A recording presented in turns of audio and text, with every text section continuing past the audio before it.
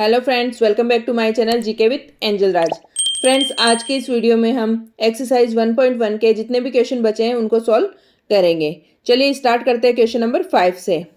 Check whether 6 power of n can end with the digit of 0 for any natural number n। जहाँ पर n एक natural number है, यानी 6 की power जब n हो उसको सॉल्व करने पे लास्ट डिजिट 0 आना चाहिए। ये हमें बताना है। क्या इस तरह से हो सकता है क्या? तो हमें पता है कि लास्ट डिजिट 0 कब आती है, जब उसका प्राइम फैक्टर 2 एंड 5 हो तब, यानी किसी भी नंबर को 2 और 5 से मल्टीप्लाई करते हैं तभी लास्ट डिजिट 0 आती है। तो यहाँ पे तो 6 के फैक्टर्स होते नहीं हैं, तो हम लिखेंगे यहाँ पे 6 power of n can end with 0 if 2 and 5 both are the its prime factors, यानी 2 और 5 अगर इसके प्राइम फैक्टर होंगे तभी ये डिजिट 0 से एंड हो सकती है। क्या हमें पता है कि 2 एंड 5 6 के फैक्टर्स होते हैं? नहीं होते। तो 6 के फैक्टर्स क्या होते हैं? हम लिखेंगे 6 के फैक्टर क्या होते हैं? 6 के फैक्टर होते हैं 2 मल्टीप्लाई 3। ठीक है, 6 के फैक्टर 2 3 जे 6 ही होता है। सबसे प्राइम फैक्टर जब हम निकालते हैं इसका 6 का, तो लिख देंगे 2 मल्टीप्लाई 3। अब हमें पता है 2 तो हमारे पास आ गया, ठीक है, लेकिन 5 नहीं है। ठीक है, तो 2 आ रहा है लेकिन 5 नहीं है, यानी ये डिजिट 0 से एंड कभी भी नहीं हो सकती है। ठीक है, अब हम कोई नंबर लेते हैं, जैसे 100 है। ठीक है, 100 0 से एंड हो रहा है, उसके प्राइम फैक्टर निकालते हैं और देखते हैं कि क्या उसके प्राइम फैक्टर में 2 एंड 3 आता है क्या, या फिर 2 एंड 5 आता है क्या। तो अब हम 100 जो 0 से एंड होता है उसके प्राइम फैक्टर्स निकालेंगे। स्टार्ट करते हैं इसका प्राइम फैक्टर करना। सबसे पहले 2 से, देन 50, नेक्स्ट 2 से, देन 25 टाइम, देन 5 से 5 टाइम एंड 5 का 1 टाइम। ओके, अब हम इसके प्राइम फैक्टर्स को नोट कर रहे हैं। 2 एंड 5 तो इसमें है, लेकिन 2 एंड 3 इसमें नहीं है। तो हम लिख देंगे कि 6 के फैक्टर्स में 5 नहीं आ रहा, 2 तो आ रहा है लेकिन 5 नहीं आ रहा, तो इसकी डिजिट कभी भी 0 से एंड नहीं हो सकती। तो हम लिख देंगे since 5 is not a prime factor of 6, यानी 5 6 का फैक्टर नहीं है, यानी 6 not and with the 0।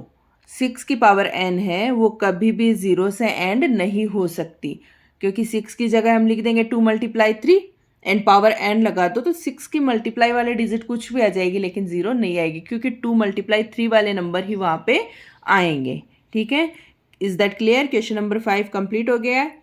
Next question है explain why 7 multiply 11 multiply 13 plus 13 and 7 multiply 6 multiply 5 multiply 4 multiply 3 multiply 2 multiply 1 plus 5 are composite numbers. हमें 2 डिजिट दे रखे, 2 numbers they रखे हैं और पूछा है कि ये दोनों कंपोजिट नंबर हैं, आप इसको एक्सप्लेन करो। तो हमें इस क्वेश्चन को सॉल्व करने के लिए x और y सपोज करना होगा। Let x equals to, x की वैल्यू क्या मान लेते हैं? फर्स्ट वाला number 7 multiply 11 multiply 13 multiply plus 13, इसको हम x मान लेते हैं। हमने यहाँ पे लिख लिया मल्टीप्लाई 13 प्लस 13, ये तो हमारा x है। नेक्स्ट y मान लेते हैं, सेकंड वाले नंबर को क्या मानेंगे? y। तो y इक्वल्स टू हम लिख देते हैं, ये हमारा number 7 multiply 6 multiply 5 multiply 4 multiply 3 multiply 2 multiply 1 plus 5। Okay, अब हमने यहाँ पे दोनों नंबर सपोज कर लिए कि x इक्वल्स टू तो ये है और y इक्वल्स टू ये नंबर है। अब हमें यहाँ पे हमें देखना है कि दोनों नंबर में जो मल्टीप्लाई वाले नंबर है और प्लस में जो नंबर है उनमें क्या कॉमन आ रहा है। उन दोनों में 13 नंबर कॉमन है, 13 दोनों जगह है, तो प्लस वाले डिजिट को हम लिख लेते हैं, 13 बाहर निकाल लेंगे। देन क्या लेफ्ट रह जाएगा? जो भी बाकी रहता है 7 एंड 11 लेफ्ट है, उसको लिख देंगे 7 मल्टीप्लाई 11 मल्टीप्लाई 13 था, उसको हमने कॉमन निकाल लिया, तो उसकी जगह हम 1 रख देंगे यहाँ पे। ठीक है, प्लस 13 यहाँ पे भी था, उसको हमने बाहर निकाल लिया, तो यहाँ पे भी लेफ्ट क्या रह गया? यहाँ पे भी 1 ही लेफ्ट रह गया। ये हमने सॉल्व कर लिया कि ये दोनों नंबर 13 से मल्टीप्लाई है। 13 हमने कॉमन निकाल लिया, लेफ्ट हमारा 1 लेफ्ट है। अब हम इसको सॉल्व करेंगे। 7 को जब 11 से मल्टीप्लाई करते हैं तो 11 7 जा 77 एंड मल्टीप्लाई 1 करेंगे तो 77 ही रहेगा। देन प्लस 1 करेंगे तो 78 हो जाएगा। तो ब्रैकेट में क्या सॉल्व करने पे आ रहा है? 78 आ रहा है।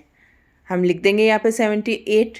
ठीक है, अब हमें पता है कि 78 एक कंपोजिट नंबर है क्योंकि 78 13 की टेबल से डिवाइड होता है। ठीक है, 78 2 से भी डिवाइड होता है, 78 13 से भी डिवाइड होता है, 78 78 से भी डिवाइड होता है। तो जो नंबर अपने अलावा और किसी नंबर से डिवाइड हो तो वो कंपोजिट नंबर होता है। हम लिखेंगे यहाँ पे 13 मल्टीप्लाई, इसका जब 78 का फैक्टर करते हैं हम तो फैक्टर क्या आएगा, इसका प्राइम फैक्टर करने पे 2 मल्टीप्लाई 3 मल्टीप्लाई 13, क्योंकि 13 6 जा 78 होता है तो हम 6 को फैक्टर करके लिख देंगे 2 मल्टीप्लाई 3 मल्टीप्लाई 13, सॉरी यहाँ पे 3 लिखना है, 2 मल्टीप्लाई 3 मल्टीप्लाई 13। ओके, ये हमारा फैक्टर आता है। तो हम देख रहे हैं कि 78 को हम कंपोजिट नंबर बोल सकते हैं क्योंकि इसके फैक्टर्स कर पा रहे हैं हम। इसको आगे लिख देंगे 2 मल्टीप्लाई 3 मल्टीप्लाई 13 मल्टीप्लाई 13, क्योंकि 13 दो बार आ रहा है, दोनों को पास में लिख दिया, यानी ये नंबर क्या हो गया, कंपोजिट नंबर हो गया। जब हम इसके प्राइम फैक्टर निकालते हैं तो जब दो से ज़्यादा किसी नंबर का डिवाइड जाता है तो वो नंबर कंपोजिट नंबर होता है, ये हमने स्टार्टिंग में देख लिया था। इसी तरह से नेक्स्ट पार्ट अब देखेंगे y इक्वल्स टू, इसको सॉल्व करेंगे तो 5 कॉमन ले लेंगे क्योंकि पूरे नंबर में 5 दो जगह आ रहे हैं। जैसे इधर हमने 13 कॉमन लिया था, यहाँ पे हम 5 कॉमन लेंगे क्योंकि 5 यहाँ पे भी है और प्लस के उधर भी है।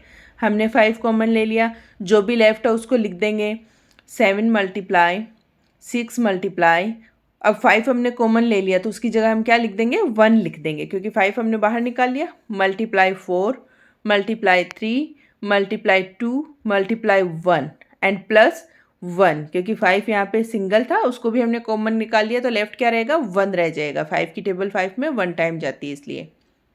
ओके, अब हम इसको सॉल्व करेंगे 5, देन ब्रैकेट को सॉल्व करते हैं, तब इस सारे नंबर को जब मल्टीप्लाई करके लिखेंगे तो हम क्या लिखेंगे यहाँ पे 7 6 जा 42, 42 को 1 से मल्टीप्लाई करेंगे देन 42 ही रहेगा। फिर 42 को जब हम 4 से मल्टीप्लाई करते हैं तब आता है 168, 168 को 5 से करेंगे तो 504 आएगा। 504 को हम 2 से मल्टीप्लाई करेंगे तब आएगा 108 एंड 1 से मल्टीप्लाई करेंगे तो 108 ही रहेगा। देन उसमें हम 1 को प्लस कर देंगे, 1 को जब हम प्लस करेंगे तो आएगा हमारा 109। ओके, इसको इस तरह से हम मल्टीप्लाई करके लिख लेंगे। हमने इसको मल्टीप्लाई किया और लास्ट में 1 ऐड कर दिया। अब हम देखते हैं कि 5 मल्टीप्लाई 1009, अब ये जो 1009 है ये एक कंपोजिट नंबर है क्योंकि इसके फैक्टर्स हो सकते हैं, इसके प्राइम फैक्टर्स होते हैं। आप लोग जैसे अभी 78 के हमने प्राइम फैक्टर्स निकाले थे उसी तरह से 1009 के प्राइम फैक्टर भी निकालना, जैसे 7 मल्टीप्लाई 9 मल्टीप्लाई 13 प्लस 13 थे उसके प्राइम फैक्टर हमने निकाल लिए थे, उसी तरह से आप y वाली जो डिजिट है उसके भी प्राइम फैक्टर्स निकालना। ठीक है, आप सॉल्व कर लोगे। अब हम देखते हैं कि जो x वाली डिजिट थी और जो ये y वाली डिजिट आई है इन दोनों को प्राइम फैक्टर्स में हम डिवाइड कर सकते हैं, यानी ये दोनों नंबर क्या है, कंपोजिट नंबर हैं। दोनों में एक से ज़्यादा फैक्टर हैं और अपने अलावा किसी और का भी डिवाइड जाता है, इसलिए उसको हम लिख देंगे कि both numbers x and y have factors other than 1, 1 के अलावा अलग फैक्टर्स इनके हैं। इसका मतलब ये क्या है, ये दोनों नंबर क्या है, कंपोजिट नंबर है। ठीक है, क्लियर, ये हमारा क्वेश्चन कंप्लीट होता है।